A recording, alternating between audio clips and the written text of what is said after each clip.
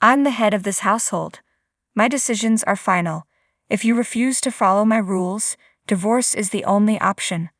Even though my husband was having an affair, he still tried to exert control over me. Why should I continue to follow his demands? If that's how he feels, then let's get a divorce. Transferred all our loans into his name, so he would understand the extent of my contribution to our life together. My name is Belle. At 36 years old, I work as a systems engineer. I've been married to Derek for 6 years. We met through work when my company subcontracted tasks to his firm. During my temporary assignment at his company, Derek was always kind and supportive. As we spent more time together outside of work, our relationship grew, leading to his proposal, which I gladly accepted. When I got married, I left my engineering job at the company. The role was incredibly demanding, both physically and mentally, and the pay wasn't great.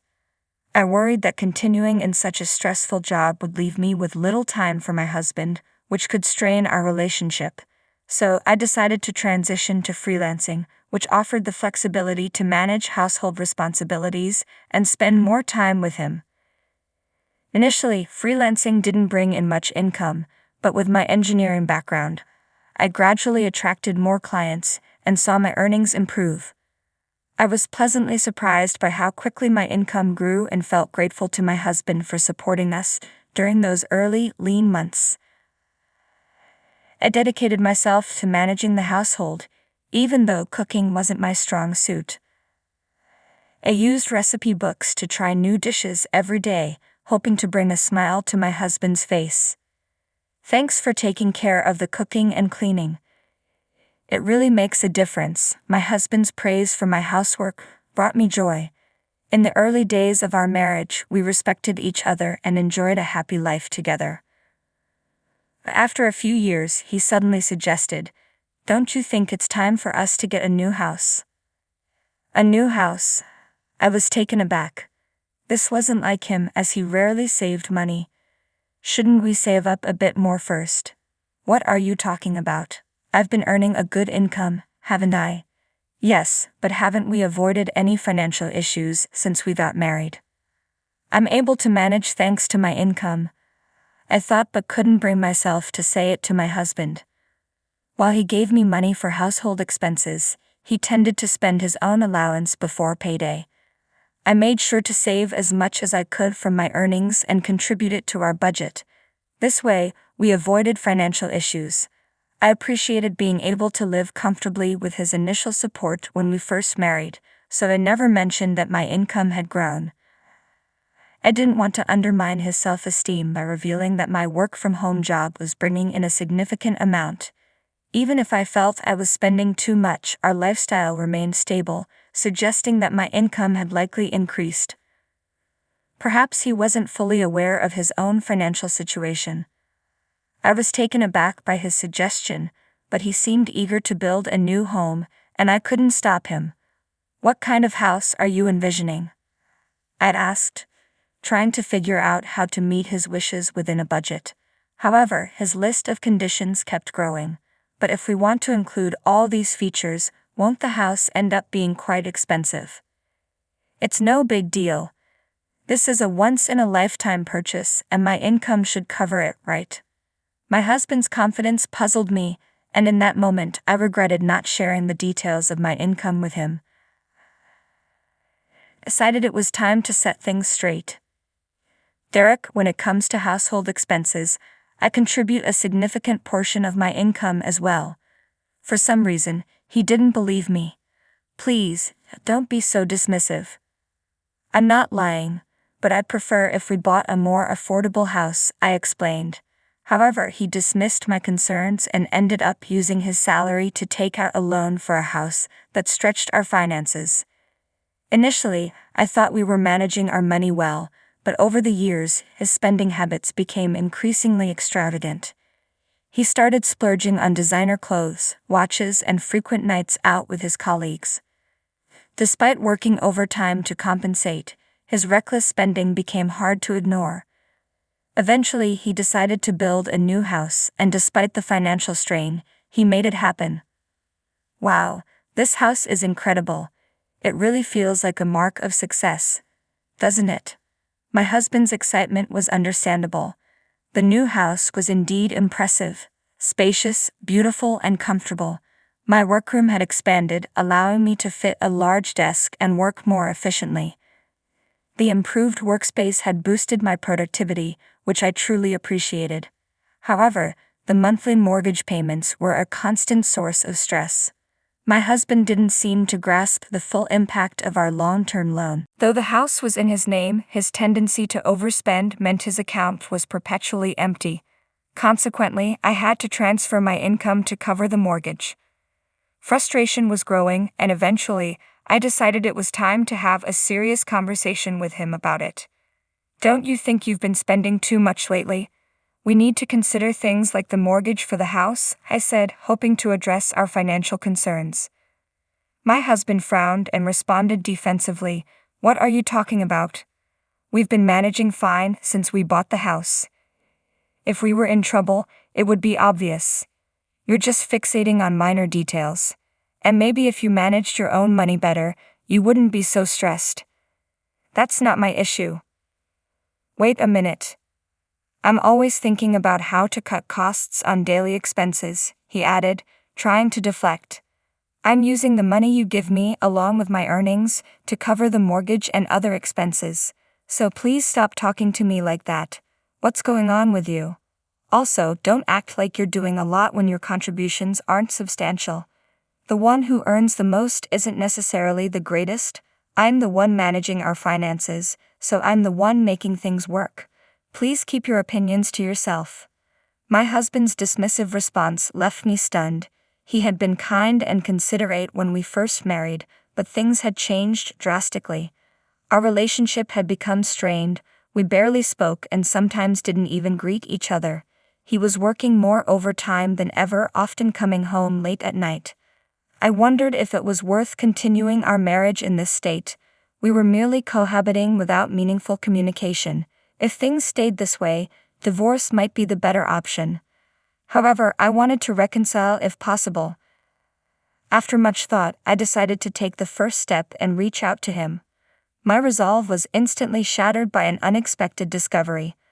While I was out in town buying a birthday gift for a friend, I spotted my husband, who should have been at work, walking with a young woman I didn't recognize. They were strolling together casually, and the sight was enough to confirm my worst fears: an affair.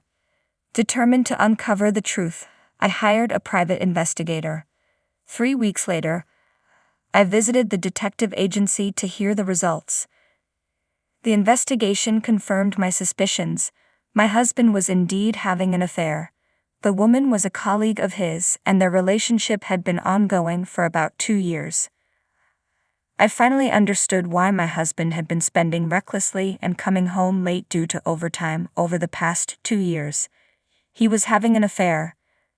The anger I felt towards him, especially after the verbal abuse he had directed at me, was overwhelming. It felt humiliating to have tried to protect his self-esteem and our marriage when he was the one betraying me. Determined to act, I set aside any remaining doubts and resolved to confront him. I hurried home, finding him lounging on the sofa, engrossed in a sports program. I positioned myself between him and the TV and spread out the evidence of his affair before him. "Explain this." He looked momentarily stunned at the photo evidence but quickly adopted a defiant attitude. "Oh, that's Meg. She's my new wife." "New wife?" I asked, bewildered. "Now that you know the truth, there's no reason to keep you around. Unfortunately, you're no longer needed." "What are you talking about?" "To be honest, I don't see a place for you in my life anymore. But Meg doesn't want to handle the household chores, so you can stay and take care of that for her." "What? Are you out of your mind?" "I would never agree to that." My husband's face flushed with anger. "I'm the breadwinner in this household, so my decisions are final. If you can't follow my orders, then we'll get a divorce." Despite his affair, he still tried to exert control over me. Why should I have to listen to him? Fine, let's get a divorce. Huh. First of all, you had an affair, so we can't continue our marriage. Let's just get a divorce. My husband was taken aback but eventually agreed. All right, but don't come to me later with any regrets. I want a divorce, but you'll need to help me transfer the names on the utility bills and the car loans we just took out. I quickly shifted all the loans into his name and finalized the divorce. He probably thought it was over, but for me, it was just the beginning. You should understand how much I supported your lifestyle. The day after the divorce was finalized, I was comfortably settled into my new apartment when I started receiving numerous calls from my ex-husband. Since he hadn't paid any compensation yet, I hadn't blocked his number.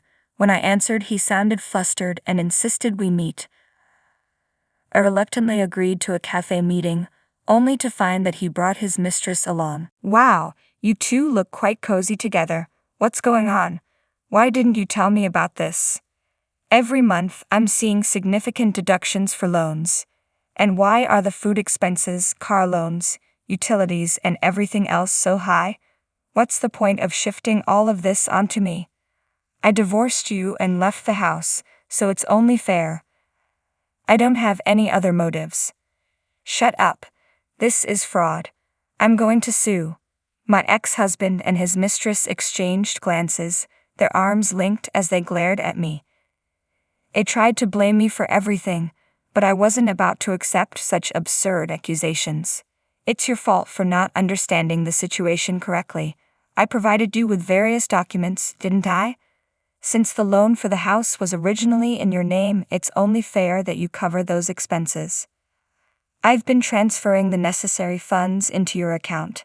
How could you manage such large payments with your limited income?